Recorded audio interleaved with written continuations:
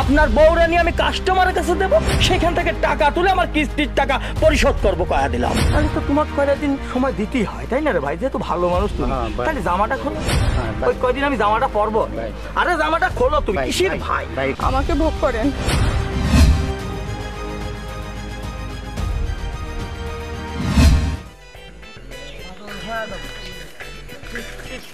পাগল হ্যাঁ বাবা আমি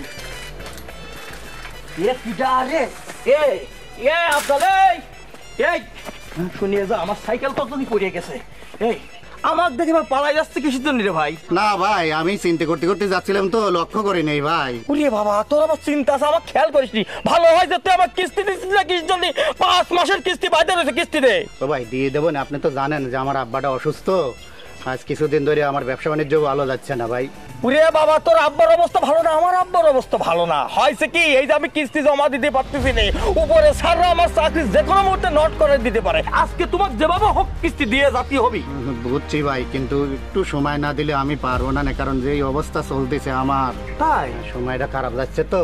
তাহলে তো তোমার কয়টা দিন সময় দিতেই হয়, তাই না রে ভাই? যেহেতু ভালো মানুষ তুমি, তাহলে জামাটা খোলো। জামাটা নিয়ে যাবো ভাই, অনুরোধ ভাই, এই রাস্তার মধ্যে আমার আর ইজ্জতটা মাইরে না, দিয়ে দেবো না। তোরা তো আমার ইজ্জত মারিয়ে দিচ্ছিস। তোকে ও পাইছি, চশমাটাতে। চশমা নিয়ে গেলি তো আমি চোখে দেখবো না দাদা ভাই। পুরে কানার ঘরের আমি তো আচ্ছা ঠিক আছে, যা তুই এখন যা, 1 সপ্তাহ ভিতর কিন্তু কিস্তি দিয়ে দিবি ভাই, বুঝছিস? আচ্ছা ভাই, দিয়ে দেবো না ভাই। পুরিয়া বাবা রে, আমি তো পাগল হয়ে গেল। আমার সাইকেল কোনে গেল? সাইকেল কোনে? সাইকেল নিয়ে গেল নাকি আব্দুল? ওরে সাইকেল, তুই আমার সম্বল রে বাপ। সাইকেল কেমন করে উঠা?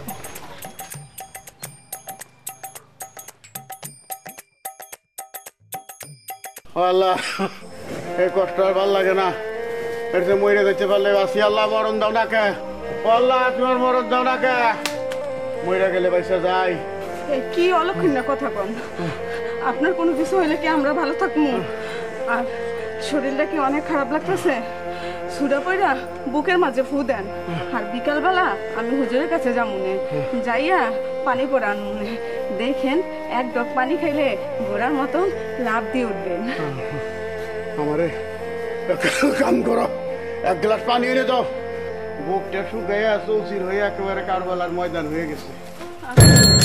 কারবালার ময়দান হয়? আমার তো ইয়াদের শূন্যই বানাই ফেললেন রে ভাই। গত সপ্তাহে কিস্তি কিসের জন্য দেননি, আজকে কিন্তু কারবালার ময়দান বানায় আমি কিস্তি নিয়েই ছাড়বো কিন্তু কয়ে দিলাম। তবা তবা তবা স্যার, এইটা কি করেন আপনি? সবসময় কি হাসি ঠাট্টা ভাল লাগে? আর মস্করাও কিন্তু সবসময় পছন্দ হয় না। আপনি দেখতেছেন লোকটা অসুস্থ, আর আপনি হাসি ঠাট্টা ফাইজলামি করতেছেন, মজা নিতেছেন। ওরে বাবা, আমি কিস্তির টাকা কয়ে ফেললেই খারাপ হয়ে যায় না? গত 2 সপ্তাহ কিস্তি দাওনি, আজকে কিস্তি না নিয়ে কিন্তু আমি যাবো না রে ভাই। আপনি দেখতেছেন তো ফুলির বাপ মেলা অসুস্থ, কোনো কাজকর্ম করতে পারতেছে না, আর কাজকর্ম না করলে টাকা দিমু করতে। বাইসে যে আছি এইটাই শুকুর, আলহামদুলিল্লাহ, আল্লাহর কাছে লাখো কোটি শুকরিয়া। আমি কিছু জানি রে ভাই। ওরে মরে যদি লাশ পড়েও থাকে, তাহলে দাফন করার আগে আমার কিস্তির টাকা দিয়ে তারপর দাফন করতে হবে। আমার কিন্তু অনেক জ্বালা কিস্তি। এইটা কেমন কথা কইলেন স্যার? এটা একটা কথার মতো কথা কইলেন? লোন দেওয়ার আগে কত মিষ্টি মিষ্টি কথা কইছেন, অফিসে বহিয়ে চা বিস্কুট খাওয়াইছেন, হাসি ঠাট্টা করছেন, তারপরে কাচ্চি বিরিয়ানি বন্ধ খাইবার চাইছেন, এখন বাড়ির পরে এদিদের মতো আচরণ করতেছেন স্যার। বাহ বাহ বাহ, কিস্তির টাকা চালিয়ে আমি খারাপ হয়ে গেলাম ভাই।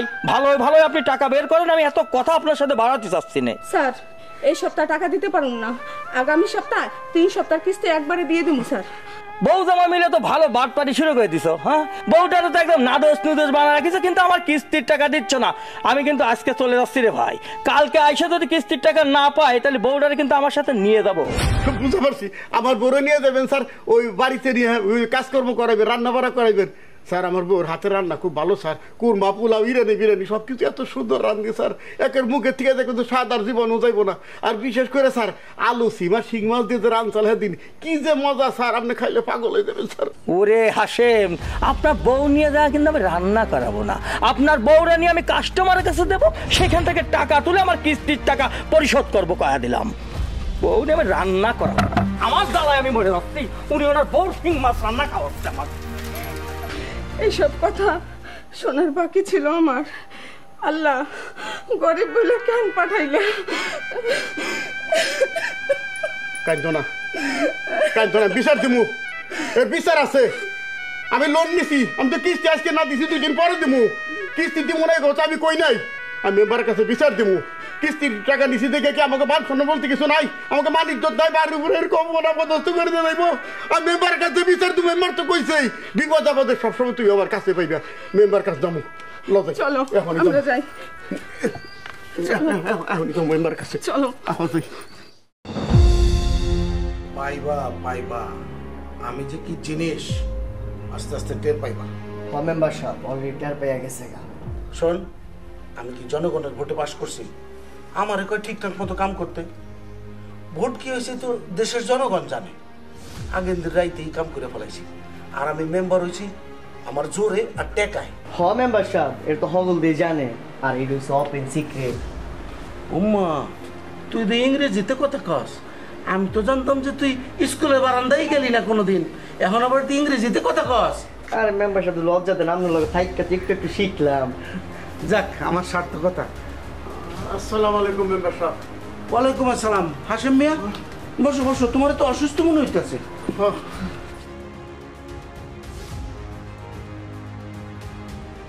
হ্যাঁ মেম্বার সাহেব, শরীরটা একটু খারাপ। তো তুমি এই শরীর খারাপ নিয়ে কেন আইলা? একটু ভালো হইলেই আইতা। তোমার এমন কি দরকার পড়লো? দরকার আসিল বইলে মেম্বার তোমার কাছে আইসি, ঠেলাই আইসি, এমনি আহি নাই। দিলা তো হাশেম মিয়া মুডটা নষ্ট করে। আমি আবার কি করলাম? আমি কি সমস্যায় পড়ছি? সেইটাই তো তোমার এখন পর্যন্ত কই নাই। এই যে তুমি আমারে তুমি করে কইলা, আমি হইলাম কি গ্রামের একজন গণ্যমান্য মেম্বার। তুমি আমারে সকলের সামনে তুমি করে কইতে পারো না। আমি সামনে চেয়ারম্যান ইলেকশন করুম, আমার তো একটা ইজ্জতের ব্যাপার আছে। এটা কি কও মেম্বার? তুমি বয়সের দিক থেকে আমি তোমার কত বড়, এক হিসেবে তোমার বাপের বয়সী, আর তুমি আমার হাঁটুর বয়সী পোলা। হ্যাঁ দিন তুমি মেম্বার হইছ, হ্যাঁ? তোমার বয়সটা কি আর আমার বয়সটা কি তখন লাগবো? তো তোমার জন্ম হইতে দেখছি আমি। তোমার তুই করে তুমি করে কথা কইছি, তোমার এত সম্মানে বাইরে গেছে। শোনো হাশেম মিয়া, বয়স কিন্তু সব না। পদবী, সমাজে অর্থবিত্ত দিয়ে মানুষের ছোট বড় বিচার করা হয়। আসলে আল্লাহ তাআলার আইন বা নিয়মও কিন্তু ওটা নাই। আল্লাহ তাআলার নিয়ম। শোনো, আমার হাদিস শোনায় না। হাদিস কিন্তু তোমার থেকে আমি কম জানি না। আমার উপজেলায় যাইতে হইব। কি কইতে আইছো কইয়া ফেলাও, আমি এখন উপজেলায় যাবো, জরুরি কাম আছে। কমু কি যে ভাব নিয়ে আইছিলাম তোমার কাছে কনের জন্যে, তাতে তুমি এক তুরি মেরে উড়াই দিলে। কনের ইচ্ছা তো দিও নাই, তা না পেয়ে পারতেছি না। তুমি যখন মেম্বার, আমি গত 2 মাস আগে ওই যে সোনালী ছায়া এক এনজিও প্রতিষ্ঠান আছে, 30,000 টাকা লোন নিয়েছিলাম। সপ্তাহে কিস্তি দেওয়ার লাগবো। ওই কিস্তিটা একটু দেওয়া বাদ পড়ছে, সেই জন্য কইছে আগামীকাল যদি কিস্তি না দেই তাহলে বলে আমার বউরে জোর করে ধরে নিয়ে যাবো। আরো আজে বাজে কথা কইছে, যা তোমার সামনে আমি কইতে পারতেছি না মেম্বার। তো আমগো মেম্বারশিপ কি করবো? এই সুরজ, তুই থাম। শোনো হাশেম মিয়া, তুমি টাকা নিছো, কিস্তি দিতেই হবো। টাকা নিছো তুমি, কিস্তি কি আর একজন দিব নাকি? টাকা নিছো, কিস্তি দিতে হবে, এটা হচ্ছে আইন। আমি মেম্বার মানুষ, আমি তো আইনের বাইরে যেতে পারবো না। না না মেম্বার, এটা তুমি কি করবে নিছ? লোন নিচ্ছি, কিস্তি দিব না। কিস্তি দিব না আমি তো না করি নাই। কিস্তি দিমু তো, আজ না দিছি কালকে দিমু। তা দিতেছো না তো, কেন যে তোমরা কিস্তি নেও আমার মাথায় আসে না। চলো, বিচার পেয়ে গেছি। হাশেম মিয়া, সালাম দিলেন না যে? আসসালামু আলাইকুম। আমার না মেম্বার সাহেব। আসসালামু আলাইকুম মেম্বার সাহেব। ওয়ালাইকুম আসসালাম। দুনিয়াটা যেন উল্টায় গেছে, দেখছস? দেশের জনগণ কত টাউট হয়ে গেছে। কিস্তি নিছে, আবার কিস্তি দিতে চায় না। মনে হইতেছে যেন বাপ দাদার রাইখা যাওয়ার সম্পদ। আরে আমি তো আইনের লোক, আমি তো আইনের বাইরে যাইতে পারি না। যত সব।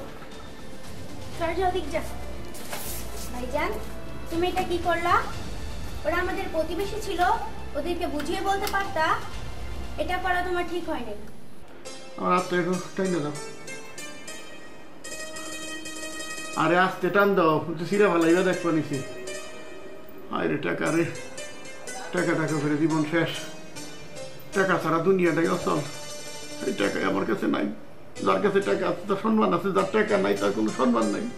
একমাত্র আল্লাহ করে আমার মান সম্মান রক্ষা করো, ইজ্জত রক্ষা করো। একটা কাজ করেন। আরে কাজ করা বলে কি ঘরে বই থাকি আমি? আরে এই কাজ সেই কাজ না, কোন ধরনের কথা কও? আমাদের গাভীটা বিক্রি করে দেই। এটা কোন ধরনের কথা কও তুমি?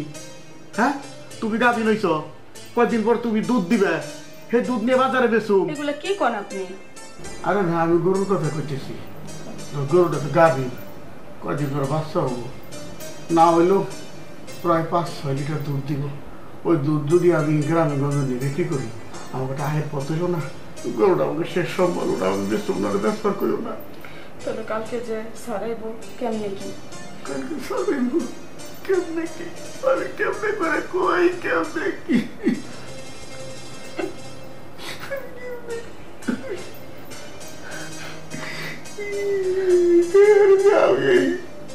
লোন নিবার গেছিলাম, উদ্ভূতে আমার পাইছিল, কি আরে লোন দিলাম, কি আরে। আপনি একটু শান্ত হন, ভাঙা পড়েন না, সব কিছুর মালিক ওই আল্লাহ।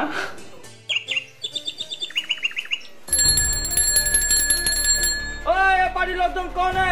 আজকে আমি কিস্তির টাকা না নিয়ে কিন্তু যাবো না, কয়া দিলাম। স্যার আস্তে আস্তে, চিল্লা পাল্লা করেন না।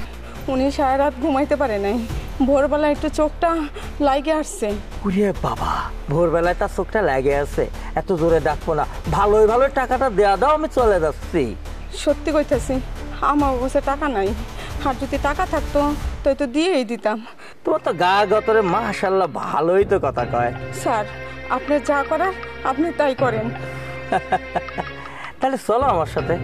সি সি সি, স্যার এগুলো কি করেন আপনি? সি করো না, টাকা এবার করো। আপনি চিনলেন না, আমি আপনার লগে যাবো। এই কিস্তির টাকা চিন্তা চিন্তা ও আরো অসুস্থ হয়ে পড়ছে। বুঝছি, তোমার সোজা আঙ্গুলে ঘিয়ে উঠবে না, আঙ্গুলটা আমার একটু বাঁকা করতে হবে।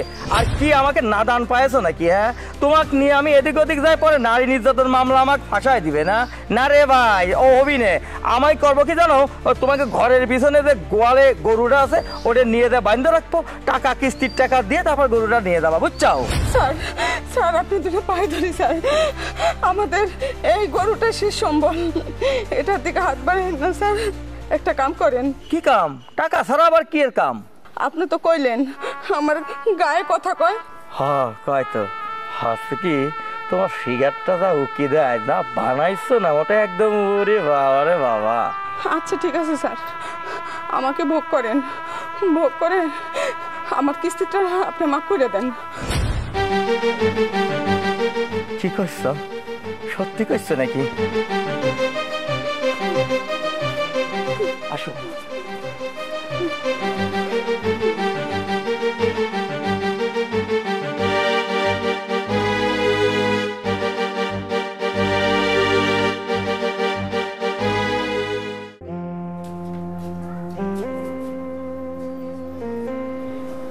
কিস্তির টাকা আর দিতে হইব না, আর গরু বাচ্চা নিব না। আর আপনি চিন্তা করেন না, কিস্তির টাকার জন্য আর ছাড়া আইব না। স্যার আমি ম্যানেজ করছি, আর আমাদের গরু বাচ্চা নিব না। যেভাবে হোক অনেক কষ্ট করে আমি ম্যানেজ করছি। আমাদের যে গাবি, এটা বিয়ে এলে সেই দুধ নিয়ে আপনি গঞ্জে বিক্রি করতে পারবেন, আমাদের আর কোনো কষ্ট থাকবো না, টাকা পয়সার আর অভাব হইব না। কি ব্যাপার, কথা বল না কেন? কথা কম না কেন? আল্লাহ, হাত পা ঠান্ডা কেন? আল্লাহ